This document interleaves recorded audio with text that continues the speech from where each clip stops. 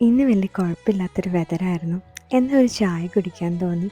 ശരിക്കും പറഞ്ഞാൽ യുഎസിൽ വന്നതിന് ശേഷം ഞാൻ മറന്നുപോയൊരു ശീലമാണ് ചായ കുടിക്കുന്നത്. ഞാനൊരു ഭയങ്കര ചായപ്രേമിയായിരുന്നു. ചായ കുടിച്ചില്ലെങ്കിൽ തലവേദന വരുന്ന ഒരാൾ.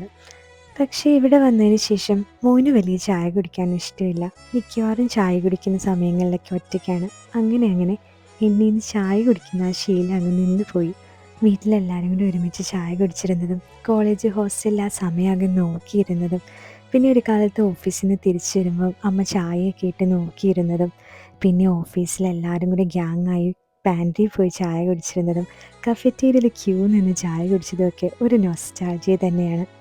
സത്യം പറഞ്ഞാൽ ആ ചായ നേരങ്ങളെയൊക്കെ അത്ര മനോഹരമാക്കിയിരുന്നത് ആ ചായയുടെ രുചിയൊന്നും ആയിരുന്നില്ല, ഒപ്പം ഉണ്ടായിരുന്ന ആൾക്കാരും അവരുമായിട്ട് പങ്കുവച്ചിരുന്ന വിശേഷങ്ങളൊക്കെ ആയിരുന്നു. അതൊക്കെ ഇങ്ങനെ ഓർത്ത് സമയം ഏകദേശം 5 മണി കഴിഞ്ഞതേ ഉള്ളൂ. പക്ഷേ നല്ലതുപോലെ ഇരുട്ടിത്തുടങ്ങി. പിന്നെ ഞാനും എൻ്റെ കുഞ്ഞു കൂട്ടുകാരനും അന്നത്തെ സ്കൂളിലെ വിശേഷങ്ങളൊക്കെ പങ്കുവച്ച് ചായ കുടിച്ചു.